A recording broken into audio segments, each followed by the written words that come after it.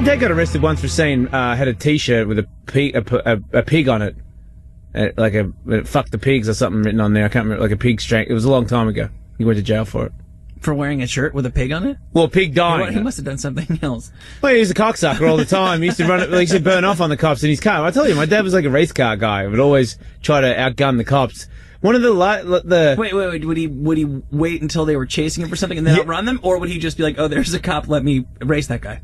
No, he would be like, "Let's do some hot wheeling, some mad dogging until the police come, and then fucking hoon off and see how far we can get, if not completely escape." So how frequently did he get arrested? A lot. He got arrested a lot, but he also got away a lot too. This is a legendary story he had with his other friend who he grew up with, which is ironic because the guy that he grew up with, they were actually born. They were neighbors, and they were born around the same time, so they were friends from birth in a roundabout way. All These two were in a car together. They're both very accomplished. They have money. You know, and they're still dangerous thug people. They used to fight people in the streets and go to jail all the time. They were those kind of fucking hoodlum kids. They would always call themselves thrill seekers. You know, they would always go to the hospital and break bones and all that kind of stuff. Anyway, my dad had this in Australia. It's called a Holden Commodore. It would be the car he had would be the comparison. It would be the same as like a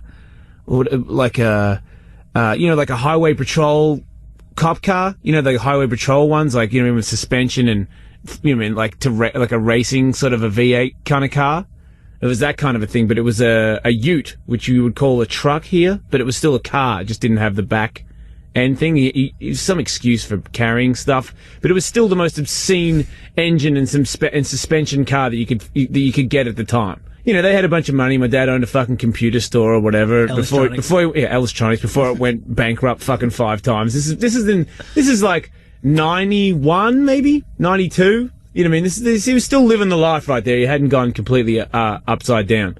So anyway, these guys are fucking hot dogging around or whatever in the car because he just got the car and he's showing Victor. Victor's from Sydney, Dad's from Melbourne, so they caught up with each other. They got wasted, went to a bunch of bars and strip clubs, and then they'll fucking burn around this car.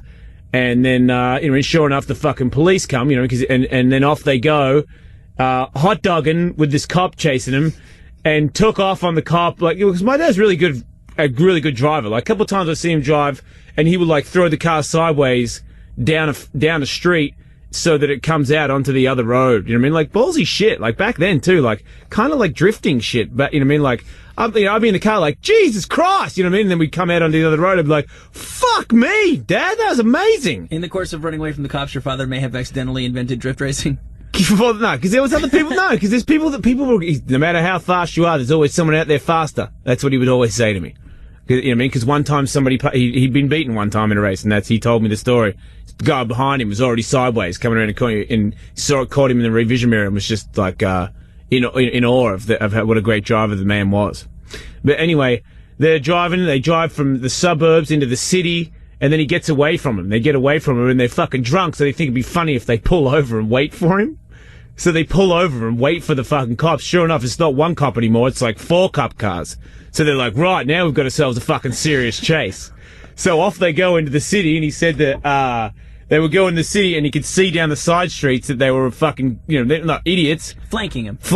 Yeah, so they're on the side. So he's fucking gunning down the street, and then pulls a fucking turn here, fucking sideways, and then fucking skids sideways through a street into somebody's fucking driveway. There's whoa, boom, and fucking keys, gets out, throws the keys in the bushes, and they both just walk off like nothing happened.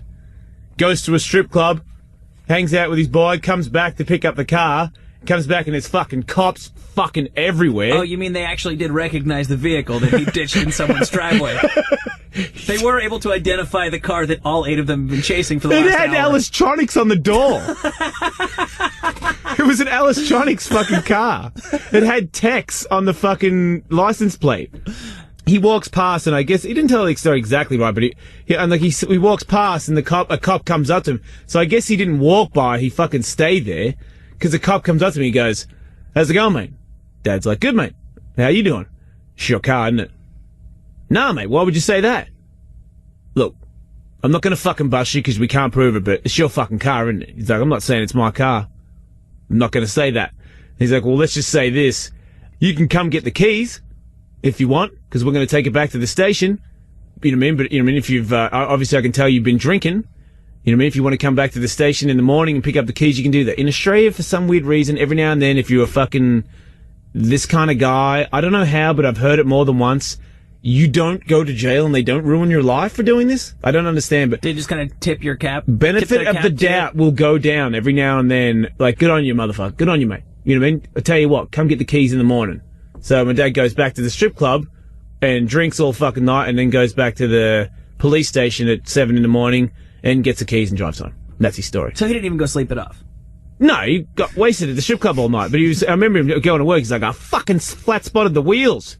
I'm like, what?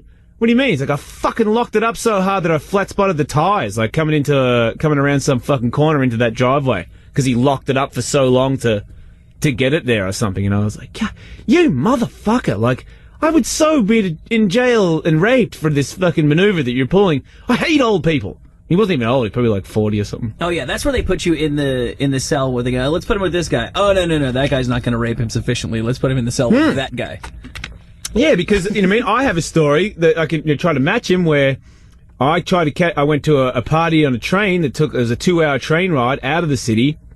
It turns out the girls lied to us, and we weren't invited to it anymore, and they didn't give us the address, and we were stuck there trying to find it, and then there was no more trains.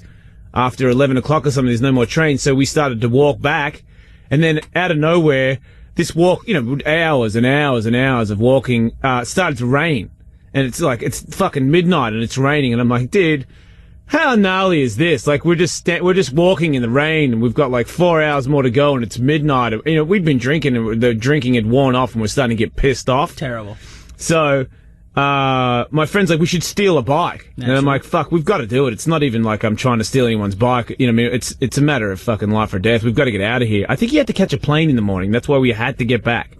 So, the first bike we find is like a little girl's pink bike, like not a baby's bike, but like a teenage girl pink bike with the frame, you know, the frame so that it doesn't hit your vagina. Isn't that weird? Because a guy should have that frame. Way more dangerous. Yes, way more dangerous. So anyway, he steals this fucking bike, and it's got the backpack, the back rack thing on the back. So I'm on the back rack thing facing the opposite way, and he's pedaling. So I'm holding on, you know, when you hold on right under your ass, hold on to the rack thing to keep yourself sturdy. So I'm fucking going, you know, I'm going backwards, so I'm looking backwards, and we're going down this street. I don't know how long, not very long, but I'm just thinking to myself, it's not even funny, because I wasn't funny at the time. I was just like, man, we're such fucking losers. Like, I can't believe those bitches did this to us. And then sure enough, a police car comes rolling up, like cruising slow. It's a dibby van. A dibby van means, do you have panel vans in America? No. Like a car, it's a car, but it's a van in the back? Not that I'm aware of. You have like do you ever see Mad Max? Yes. Remember the orange van that pulled the guy's hand off? Okay. You know, so wants his hand back. Remember that? If we ever had them, I don't think we have them. We haven't had them for a while. Maybe in like the 70s. Right. Yeah. Okay. Well, you know, it was. They still have them in Australia. They still have them. It's called a divvy van. They will fucking arrest you and put you in the divvy van. There's a mini jail in the back. It's a little mini cell in the back. Right. So they come alongside us, and they. Yeah, well, we've got those here in the paddy wagon. It's kind of a paddy wagon kind of thing. Yeah. But the front end's a car. So anyway, they come up alongside us, and they don't flash the lights or anything. They just cruise up alongside us, looking at us. He doesn't see, because look, we're still drunk. He's pedaling for his fucking life, and I'm just on the back looking at these two cops that are looking at me doing like 3 mile an hour, cruising alongside us in the rain. And they're like, how's it going, mate? And I'm like, how's it going? You know what I mean? So we stop, and nice night for a ride? And I'm like, yeah, it's kind of bullshit. Whose bike is it? And I go, it's me mum's, and he goes, it's me sister's, at the same time. So I go, oh, we're fucked. You know what I mean? Because we both said that. It's fucked, it's over. You know what I mean? I'm like, oh, fuck, it's over. Yeah, stole it. So they go, good, and they put me in the back of the divvy van. My buddy Chris says, he's drunk, he doesn't know what he's talking about. It's my sister's bike. Oh, he's sticking with the story. He's sticking with the story. Right. So he argues with them for like 10 minutes while I'm in the divvy van hearing him argue. I'm like, God, just fucking get over it and get in the goddamn divvy van. Let's go. We'll get a ride at least. So it was actually ironic because we got a ride. We were walking to the train station that day, and the divvy van out of nowhere pulled us over and asked us, because we were suspicious drunk characters on the streets, what we were doing, and put us in the divvy van and drove us to the train station. How crazy is that? We got a free ride to the train station that day. And then, sure enough, that night, we're back in the divvy van for different reasons. So I go back to the jail, and they put me in jail, and I'm in there, and a police officer comes over to me while I'm in the cell, and he's like, how's it going? I'm like, good. And he's like, got caught stealing a bike, mate. I'm like, yeah. Heard it was a pink little girl's bike. And then I hear a bunch of dudes laughing down the corridor, like, so he just came over to razz me. Insulting you in front of your fellow prisoners? Yes. So all the cops are laughing at me, and I'm like, yeah, I stole a fucking pink bike, whatever. But he ended up getting out of there. But this is the kind of rebellious maneuvers that I was pulling.